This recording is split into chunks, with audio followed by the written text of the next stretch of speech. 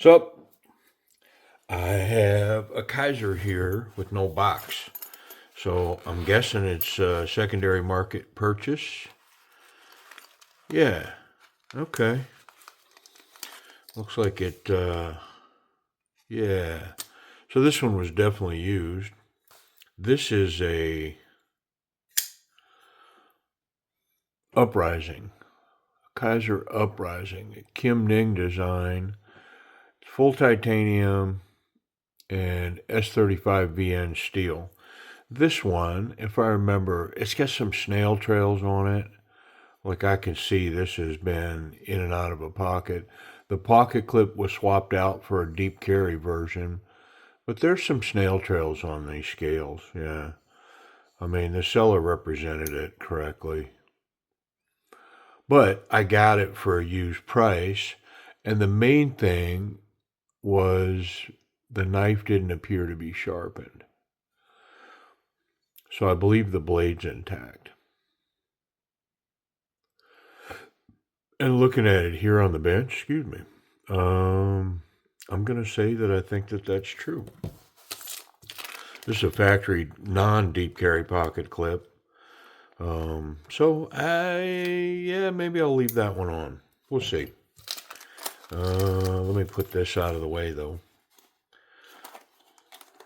Let's see what's up with the action on this.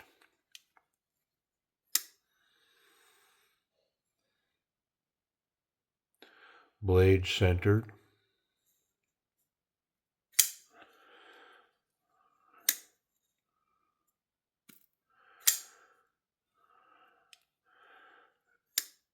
I mean, the action's pretty snappy, but it seems, I don't know, what's the word? Seems muddy. You know, not gritty, but just, I don't know, I can't explain it.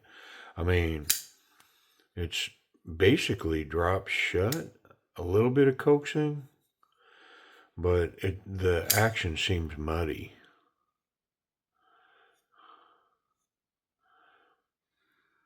Yeah, there's something on the blade here.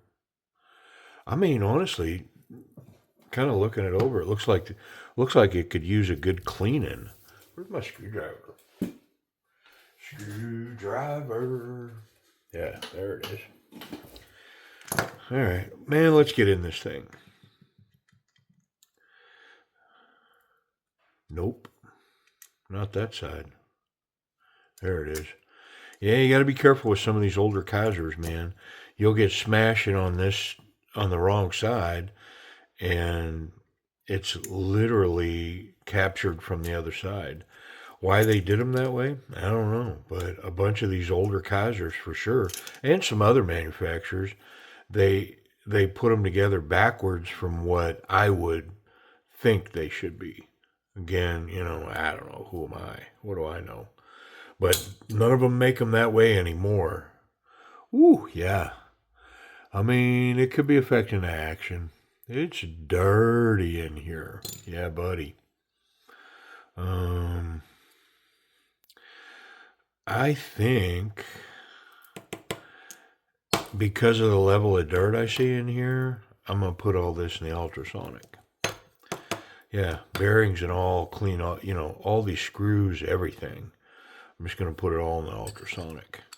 So we'll take a break in the video, and when we come back, we'll have a bunch of clean parts. I think I'm gonna pull all these screws and barrels and stuff though.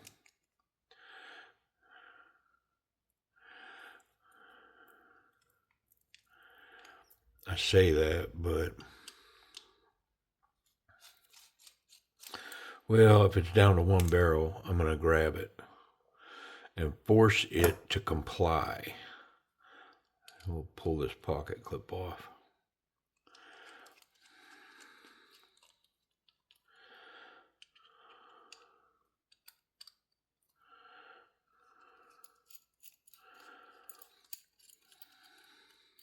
Interesting, this pocket clip.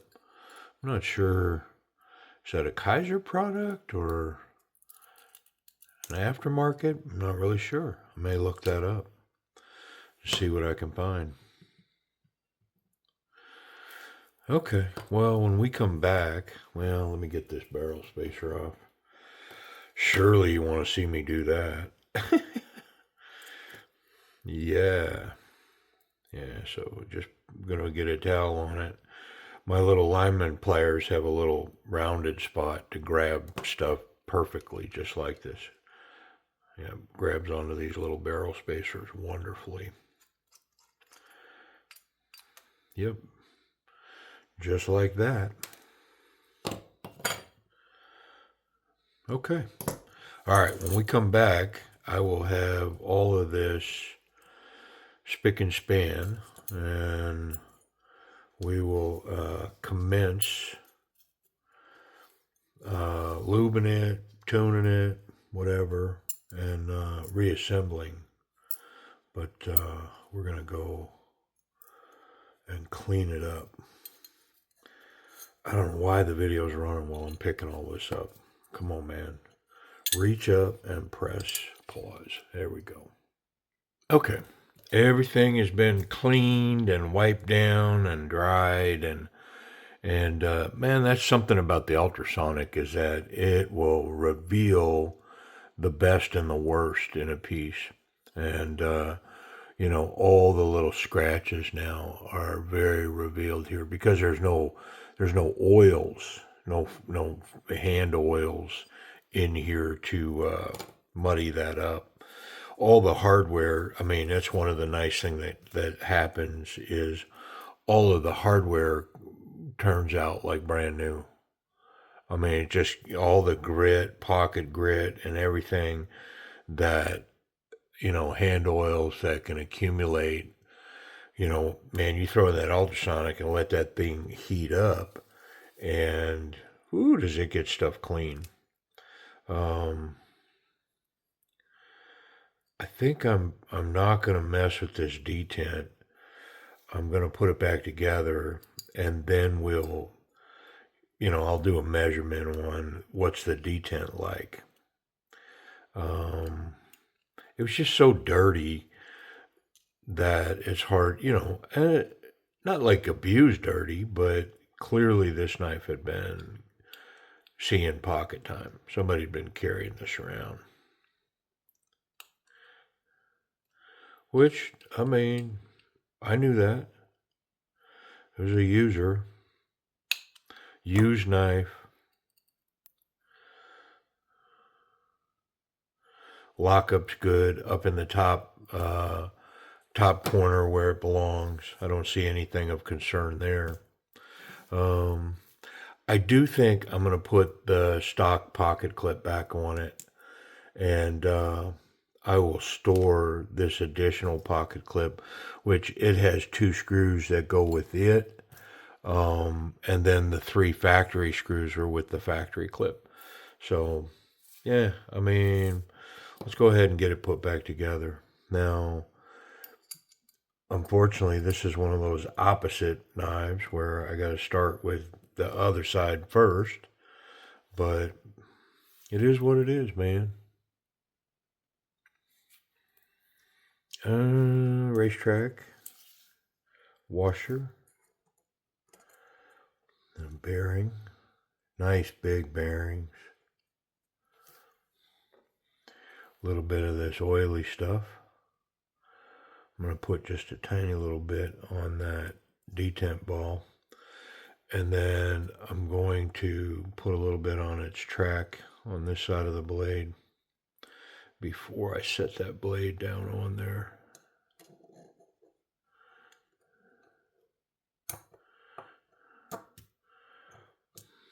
Okay. Stop pin.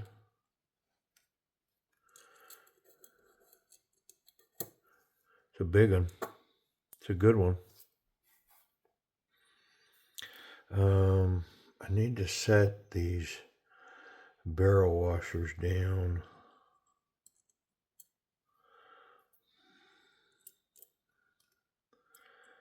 Spacers. I don't know why I was calling them washers.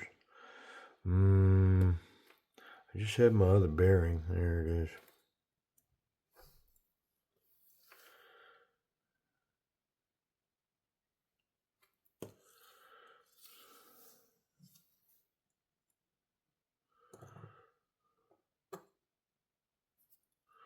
Okay. I'm going to very carefully set this down on there and try to line everything up. Where's my, yeah, it's way over here.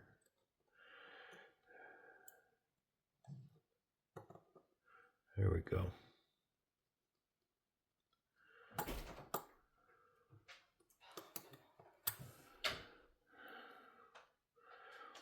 Okay.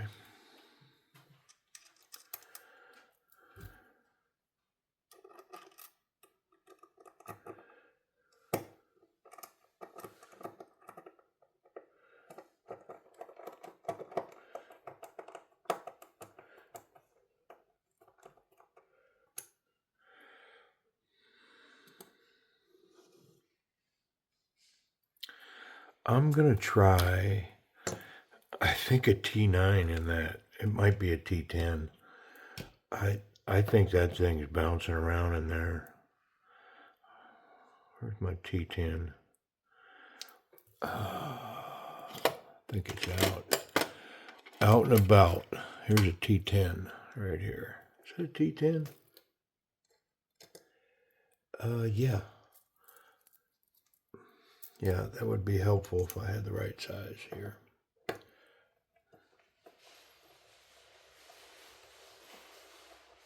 There we go. And now with that snugged up, it's holding my barrel spacers in place. So now I can come back with that T8 and go side to side and get all these T8s set. I'm probably going to just do the front ones and then check on this detent before I get too far.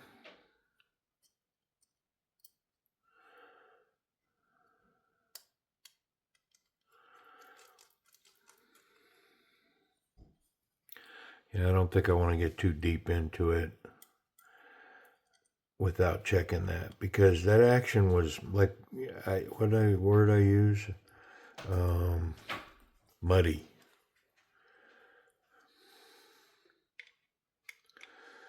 And so this is snug, so that'll hold that in there as well.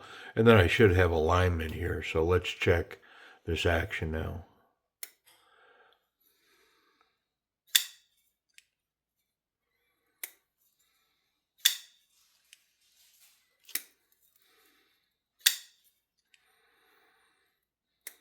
I mean, I think I would describe it exactly the same.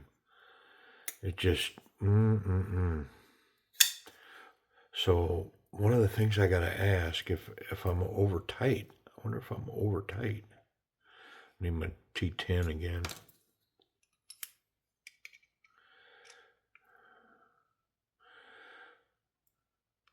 Oh, wrong side. Goof.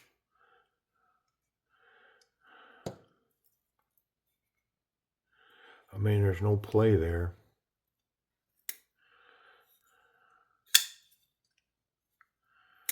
Better. I mean, it could just be that that pivot was too tight. And in the end, it may need some Loctite to hold it in place. And a lot of times, you'll find a knife, or I'll find a knife, that the pivot is over tightened because of that. It's like rather than Loctiting it, they make the action tighter, Yeah, it's running way better now. Fall shut. Can't fail it. Runs.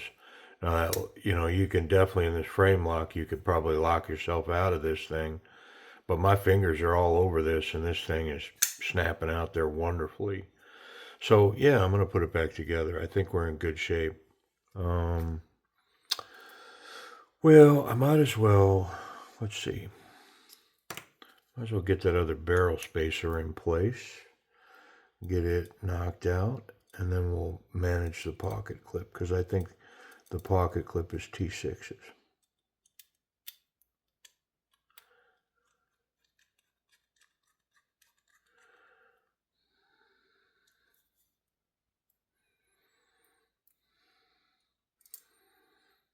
And this is some higher end stainless on the hardware.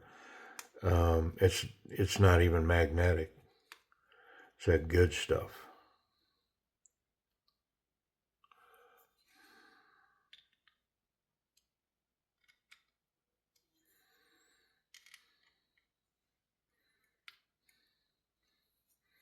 Okay. Pocket clip.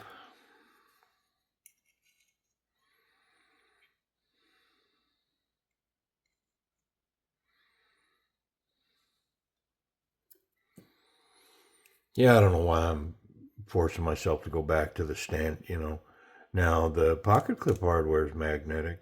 It's steel.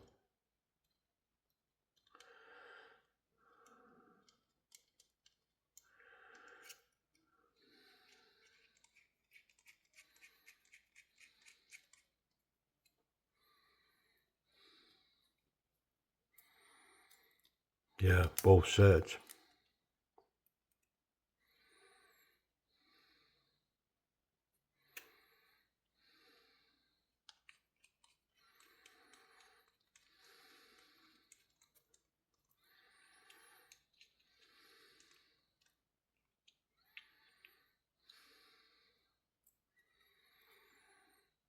I mean, I don't have anything against that deep carry clip.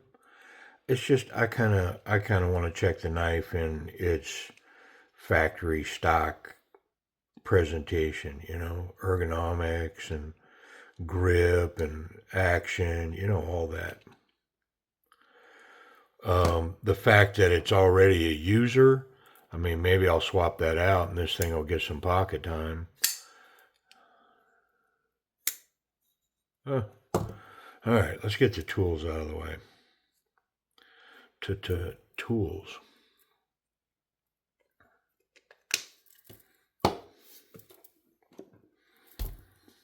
And I'm going to put all this in the bag so I don't lose it.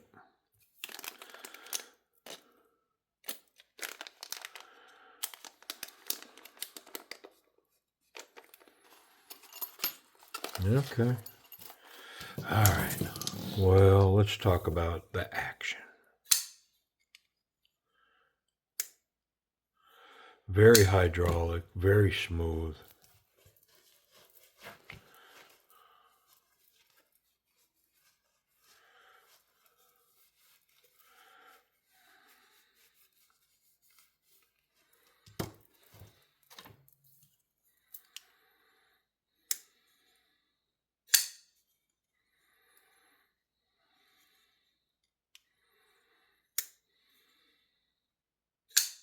Yeah, I can't fail it. Access to the lock bar. This is scalloped and lowered, and then the frame lock is scalloped.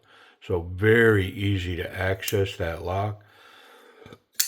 And then gravity takes over. This is fall shut action. Very centered blade.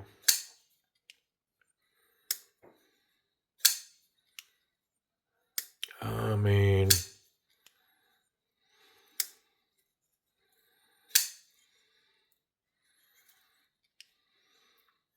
B plus, A minus. Like it's better than average. It's really nice, and yeah.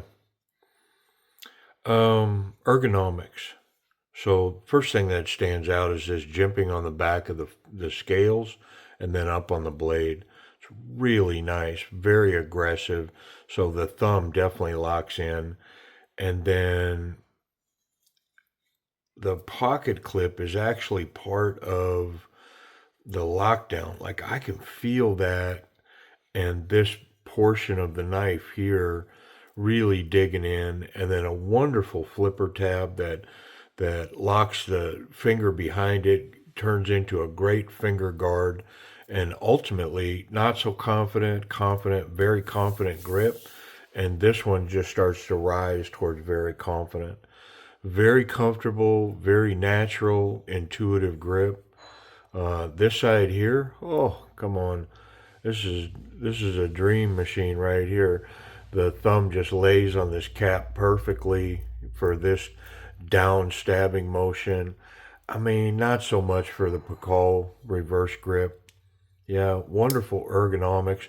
The pocket clip can be felt, but it's not hot at all in there. It's not irritating me. Could definitely spend all day long just doing this if that's what this knife was for. That choil, I don't like that presentation just because to get up in there, you're going right into this little fish hook right here. So but if you watch the channel, you know that I want to be back here anyways. This is the grip that I'm looking for. I am not a forward choil fan. I'm not a fan of it. This is where I'd rather be. No matter how much leverage I need to push into cutting, I don't want to get up here and do it. Yeah, this works for me. Um, let's check the pocket clip. I'm pretty sure with that titanium, the way everything is on this knife, it's going to run wonderfully. Yeah, up and over, nice profile. The 3 screws are going to allow me to get a grip on that. It's got excellent tension, so the retention in pocket is going to be really good for a fairly heavy knife. My spot in that back right corner, yeah, that thing just tucks up in there wonderfully. I like it. It's got a good reveal. It does tend to reveal a substantial knife, I would say, in my opinion. Yeah, great ergonomics and grip on that clip. And let's check it for safety. I wonder if I can make blade contact. Yeah, there's no blade contact, and there's no way to get that tip. So the clip is good, the tip is good, and I don't have any concerns about incidental blade contact when the knife is actually in the closed position. Got a good lanyard hole here for lanyard fans. Yeah, wonder if this is sharp. It's always a question when it's got snail trails. It's like clearly the knife's been carried, so has it been used? I mean, maybe just a quick strop. Where are we at for time? Yeah, I'll get after it. I'll just make a couple of passes here just to see if there's a burr on it. Not really trying to sharpen anything. Just if there's a burr that's been raised on it, we'll get it off. See if we can't clean the action up just slightly. Run on a piece of wood, knock any tough hanging chads. Get them off. A couple of swoops. And then, let's see, do we make it better or worse? Oh, it definitely. Yeah, it was gritty. Yeah, it's very sharp. I like it. Price and availability. I am going to provide that because this knife is currently available. I just was not willing to pay what these cost new. And so this was one that I thought, man, I'll take a used one, because I was not going to pay what these bring new. Look at the stonewash on this S35. Beautiful needle of a tip. Yeah, pretty cool. All right, price and availability. Yeah, so right now for this Kizer Uprising, I'm seeing like 180 and then 240 is what I'm seeing available for this piece. 180 and 240. And see, I just wasn't, I wasn't willing to get up there. But, the question is, now that I've got one in hand, would I be willing to purge this one off at a fair price and then pay the premium to have one of these? And I think that based on what I paid for this one's going to be the one in my collection. Yeah, I don't think that I'm willing to go $180 for one of these. So, hypothetical, if I could pick one up for $150, would I sell this one and then drop the 150 for that one? I mean, it's hypothetical, but I think I'd keep this one. Yep, I would leave. I would stay with this used piece in my collection. Um, there's a couple of reasons that are coming into play now when it gets down to 150. You know, if I could pick one up for 130, I would probably sell this one and then spend the 130 for a new one. But I don't think I'm going to pick one up anytime soon for 130 bucks. Here's the other thing about this one. See, since this one's been used, I could put a whistling laid back edge on this and put that deep carry clip back on it. And this is pretty legit pocket fodder, man. Yeah, for real. Not super heavy, but it's a large knife and very capable of taking care of some business. Yeah. Anyways, all right, all my hypotheticals and chit chat. This is a Kizer Uprising, Kim Ning design, S35VN, stonewash, raw titanium. You know, another thing I could do to this knife, I could send this over to my man Colin Finnegan, and maybe he put one of his crazy creations on it. You know, some purple and green with the matte texture. And he's been doing some black lately. I mean, I know for a long time he wasn't doing it in black. And so maybe this one ends up over there and him pimping it out. Because he does pimp knives out. I don't know if you've been over to see his stuff, but man, pop over to Colin's. If you look below, down in the description, there's a link to Colin. You could check him out and some of the mad crazy stuff he's been, mad scientist stuff he's been doing over there that's just stunning. Anyways, Kizer Uprising. Appreciate y'all watching.